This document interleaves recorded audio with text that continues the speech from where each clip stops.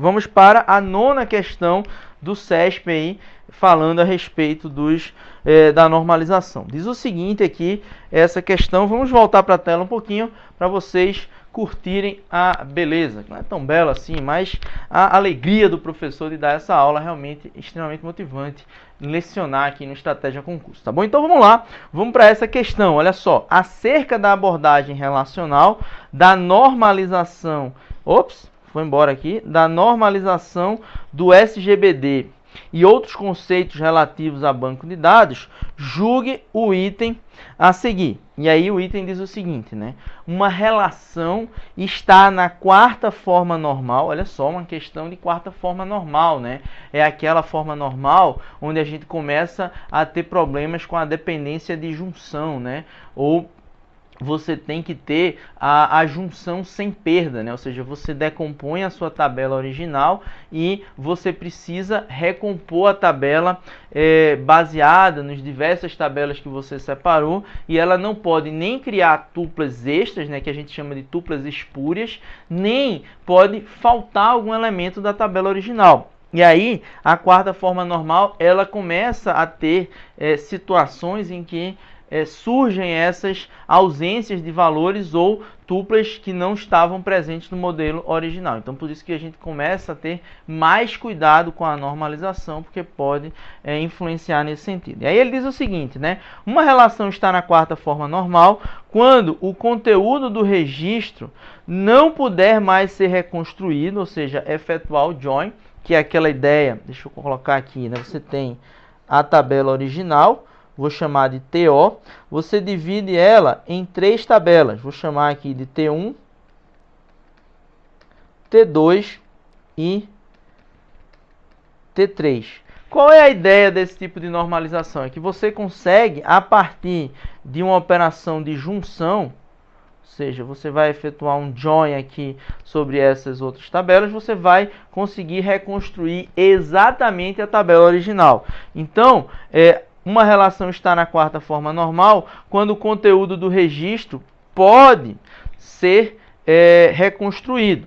Está dizendo aqui que não pode ser mais, né? Pode ser reconstruído por meio da operação de join a partir dos outros registros menores extraídos desse registro considerado. Esse registro seria justamente a tabela original, estaria presente na tabela original e depois ele seria separado entre as diversas tabelas, no caso, filhas. E aí, qual é a grande palavra-chave aqui no caso, quando você tem a quarta forma normal? O que você precisa fazer? Vamos anotar aqui, né?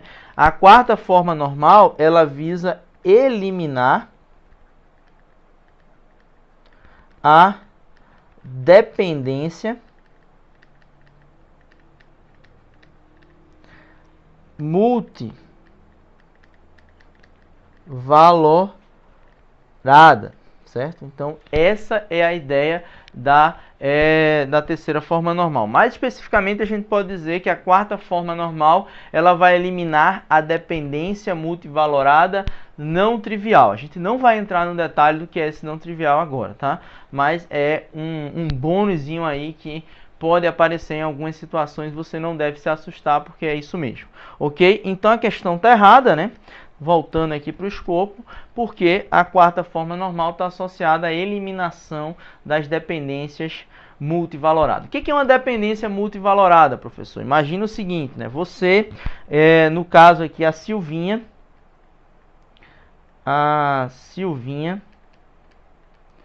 e a Cíntia, né?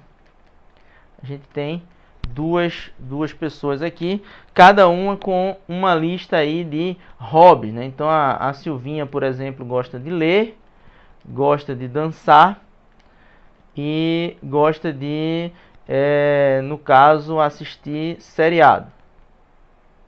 A Cíntia gosta de caminhar, gosta de jogar xadrez e gosta de, sei lá, correr. E aí o que você percebe? Se você me der o nome da Silvinha ou da Cíntia, eu consigo limitar para você uma lista de hobbies, porque eu sei a lista de hobbies associadas a Cíntia e eu sei a lista de hobbies associada a Silvinha. Então, eu limito os valores. Então, quando eu falo de uma dependência multivalorada, diferentemente da dependência funcional que me leva a exatamente um valor de hobby, né? Eu tenho, por exemplo, a Silvinha, ela pode ter apenas um hobby quando a gente está falando de dependência dependência funcional, né? Porque na dependência funcional você tem um valor e no caso do determinante ele leva a um valor determinado. Então, um par chave hobby, e considerando que a chave é o determinante, vai me levar a apenas um hobby, porque no modelo, no caso, não vai existir aqui nessa situação atributos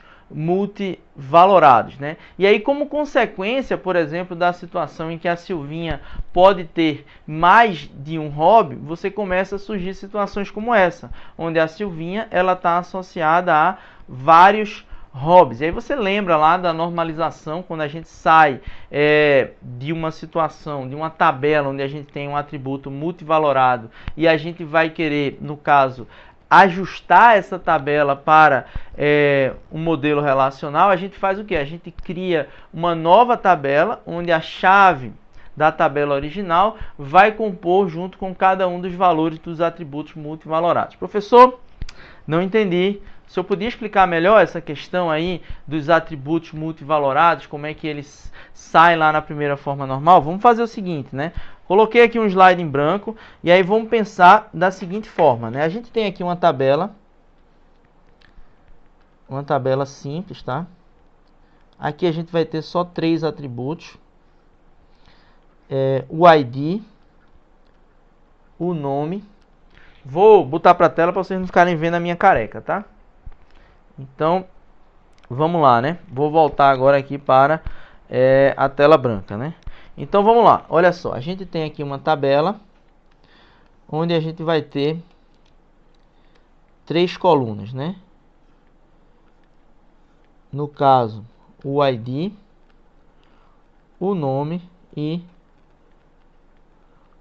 os hobbies. E aí a gente vai ter aqui, no caso, o ID 1 associado a Silvinha e o ID 2 associado a Cíntia. A Silvinha, como a gente falou anteriormente, ela tem o hobby de ler, no caso, seriado, né? E a Cíntia gosta de jogar xadrez e de correr, tá? Existem outros, eu lembro lá, mas a gente não vai colocar aqui para não ficar muito grande a explicação. E aí é o seguinte, né? Isso aqui é uma tabela, não é uma relação, tá? Lembra que isso aqui é uma tabela que não está na primeira forma normal, portanto ainda não pode ser chamada de relação. Para você resolver isso aqui, você vai ter uma tabela que vai permanecer com esses atributos simples, né? ID e nome, certo? Então a gente vai ter o ID 1 associado a Silvinha, o ID 2 associado a Cíntia, certo? Isso aqui é o que a gente chama de uma tabela. E agora a gente já tem aqui uma relação que a gente vai chamar de alunos, por exemplo. E a gente tem uma relação chamada de hobby, ou de hobbies, que vai ter o quê? Vai ter, no caso, o ID da relação original, vem para cá. Então, a gente tem aqui o ID e a lista dos hobbies, né? Então, eu vou colocar aqui a lista dos hobbies.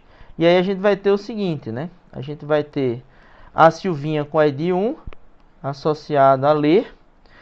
A Silvinha com ID 1 associada aí a assistir seriado. A Cíntia com ID 2 associada a xadrez. E a Cíntia com a ID 2 associado a correr, beleza? E aí você percebe o que? Se você me passar o ID 1, eu lhe devolvo uma lista de hobbies. Se você me passar o ID 2, eu lhe devolvo uma lista de hobbies. Aí o que aconteceu aqui? A gente tinha um atributo multivalorado. Esse atributo ele foi, portanto, separado aqui, né, em uma tabela. certo? E nesse caso, a gente colocou aqui os 2 hobbies da Silvinha e os 2 hobbies da Cíntia. E perceba o seguinte, quem é a chave primária dessa tabela? É justamente a composição do ID e do hobby. Toda vez que a gente tem uma situação como essa, a gente chama isso aqui, a gente diz que nessa tabela existe uma dependência multivalorada, mas é uma dependência multivalorada trivial. Por quê? Porque a composição dos atributos é igual, no caso, ao tamanho da tabela, ou à quantidade, ou ao conjunto de atributos da tabela. Se a gente tiver, por exemplo, mais um outro atributo nessa tabela original, que também é um atributo multivalorado, a gente começa a ter situações em que você vai ter aqui uma outra coluna, por exemplo, que tenha outro atributo, sei lá, imagina aqui o atributo telefones. Imagina, portanto, que a Silvia tem 2 telefones, 9988, e a Cíntia tenha 2 telefones, tá? 777 e 555, né? Então, o que vai acontecer quando a gente fizer esse tipo de normalização? A gente deve, uma situação seria justamente criar 2 tabelas, uma para hobbies e uma para telefones. Porque se a gente juntar os 2 atributos multivalorados em apenas uma tabela, você vai ter que ter, ao invés de 2 linhas para representar a Silvinha, você vai ter que ter a Silvinha associada a ler e associada aos 2 atributos, aos 2 valores de telefone, e a Cíntia também associada a cada um de seus hobbies, associado aos 2 telefones. Então, ao invés de ter, no caso, 4 linhas, a gente vai ter aqui o quê?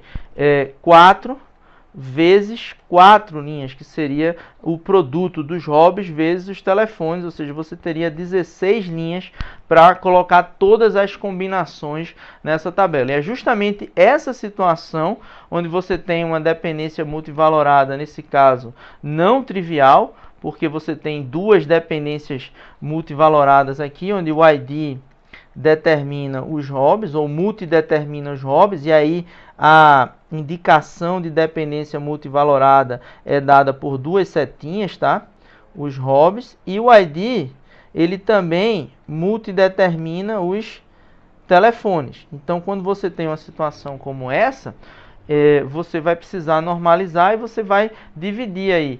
ID hobby fica numa coluna e ID telefone vai ficar em uma tabela e ID telefones fica em outra tabela. Isso aqui é só um raciocínio rápido para você relembrar aí do que seria a 4ª forma normal, tá certo? E aí a gente vai justamente eliminar situações onde você vai ter aqui mais de uma coluna que é multideterminada por algum atributo. Nesse caso, o ID, ele multidetermina os hobbies e multidetermina os telefones, beleza?